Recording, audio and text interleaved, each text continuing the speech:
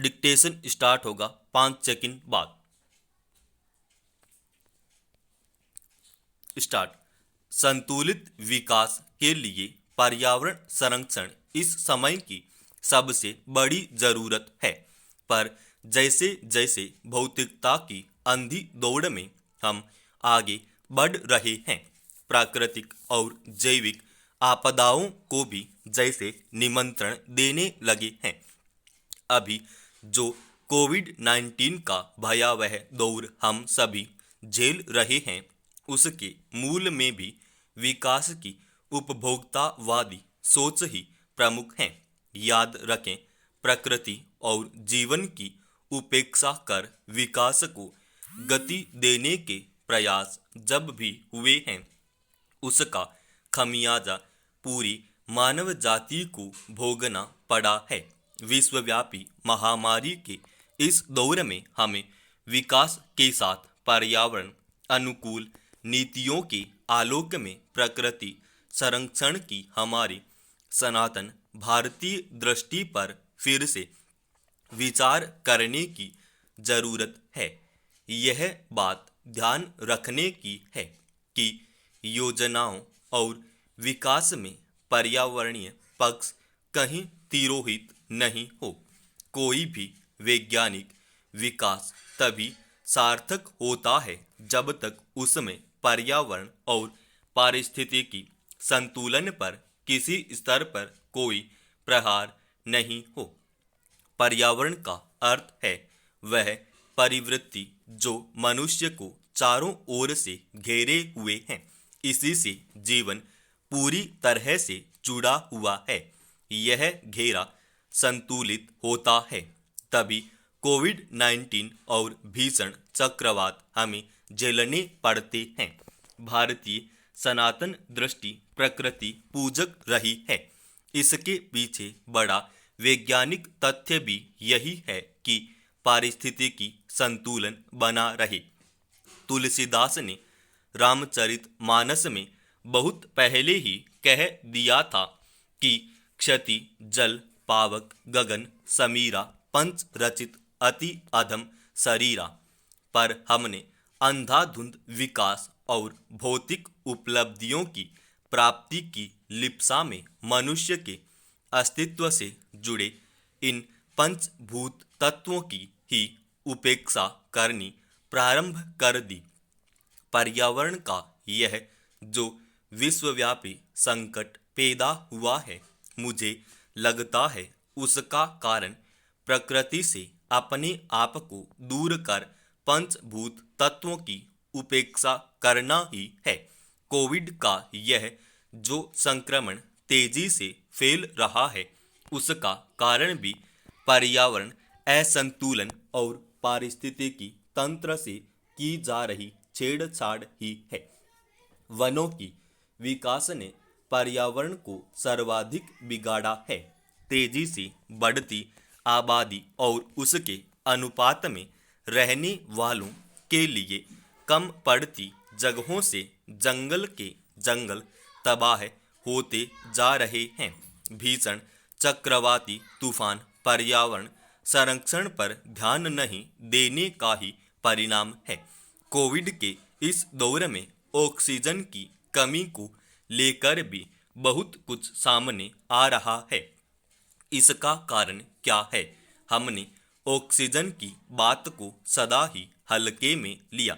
पेड़ पौधे ऑक्सीजन का बड़ा स्रोत है, परंतु उपभोक्तावादी सोच में पेड़ काट नवीन निर्माण के जरिए घरों में सुंदरता लाने का प्रयास किया जाता रहा है, जबकि धरती का असली श्रृंगार ही यह पेड़ पौधे हैं। जितने ये कम होंगे उतना ही जीवन भर संकट गहराता जाएगा। यह वैज्ञानिकों का तथ्य है कि पेड़ मिट्टी के क्षरण को रोकते हैं, भूमिगत जल भंडारों का पुनर्भरण करते हैं और टिकाऊ कृषि उत्पादन के लिए भी सदा अनुकूल परिस्थितियां पैदा करते हैं। हवा, पानी और हमारे भोजन का सर्वाधिक नाता पेड़ पौधों से ही है।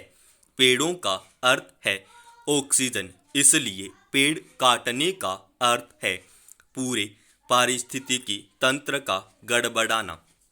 आप सोचिए, कितने पक्षियों जीव जंतुओं का पेड़ पर बसेरा होता है। यह जो जैव विविधता है, उसी से प्रकृति संतुलित रहती है। पक्षियों को बसेरा देने वाले पेड़ और अधिक वृक्ष उगाते हैं। मैंने इसे स्वयं अनुभूत किया है। वृक्षों की बहुत सी ऐसी प्रजातियां हैं जो पक्षियों के पेट से निकले बीजों से ही पनपती है। हमारी संस्कृति में इसीलिए तो पेड़ों के पूजन की परंपरा रही है। खेजड़ी राजस्थान का राज्य वृक्ष है। मरुस्थल में लोगों का सदा सहारा रहने वाला यह कल्प वृक्ष कहा जाता है। राजस्थान ही नहीं, देश भर में समी वृक्ष के रूप में इसे पूजने की परंपरा है। हमसे अधिक समझदार हमारी वह पुरानी पीढ़ी रही है जिसने खेजड़ी को कटने से रोकने के लिए अपने जीवन तक का बलिदान कर दिया। अमृता देवी के नेतृत्व में खेजड़ली में पेड़ों के लिए हुआ बलिदान वृक्ष संस्कृति में समाई हमारी प्रकृति संरक्षण से जुड़ी सोच का सबसे बड़ा प्रमाण है। हमारे यहाँ वन महोत्सव की शुरुआत सबसे पहले के.एम. मुंशी ने की। वन महोत्सव की परंपरा आज भी चली आ रही है, परंतु यह पर्याप्त नहीं है। जरूरी यह है कि धरती पर रहने वाला हर एक व्यक्ति पेड़ लगाए, उसका संरक्षण करे। हमें हमारी जरूरतों को कम करना होगा। यह समझना होगा कि यह धरती केवल हमारे रहने के लिए ही नहीं है। उन असंख्य जैव अजैव पदार्थों, पशु पक्षियों तथा पेड़ों वनस्पतियों के लिए भी है, जिनसे हमारा यह पारिस्थितिकी तंत्र सुरक्षित रहता है। पेड़ और वनस्पतियां नष्ट होने का अर्थ ही है हमारी जैव विविधता नष्ट होना, और इसी से पर्यावरण में असंतुलन पैदा होता है। महामारियां बढ़ती हैं, इसलिए जरूरी है हम प्रकृति और पर्यावरण की हमारी संस्कृति के संरक्षण का संकल्प लें। प्रकृति के आंतरिक संतुलन को क्षति पहुंचाए बगैर विकास की सोच को मूर्त रूप दें। याद रखें, वृक्ष एवं वनस्पतियां भूमि को उन्नत और उर्वरा ही नहीं बनाते, बल्कि सबका भरण पोषण भी करते हैं। कोरोना जैसी समस्याओं का वास्तविक निदान प्रकृति संरक्षण में ही है। उपभोक्तावादी जीवन शैली को बदलते हुए अक्षय ऊर्जा, पर्यावरण सम्मत निर्माण कार्य, पेड़ पौधों और वनस्पतियों के संरक्षण की सोच के साथ विकास करेंगे, तभी जीवन खुशहाल होगा। पर्यावरण अनुकूल विकास की अवधारणाएं ही धरती और यहाँ रहने वालों के लिए सर्वथा उपयुक्त है। इसी से भविष्य में कोरोना जैसी आपदाओं और चक्रवातों से हम मुक्ति पा सकते हैं। आइए पर्यावरण संरक्षण दिवस के रूप में निर्धारित एक दिन ही नहीं, हम वर्ष के पूरे 365 दिनों में प्रकृति संरक्षण की हमारी सनातन भारतीय दृष्टि से जुड़े रहे कार्य करने का संकल्प लें। समाप्त।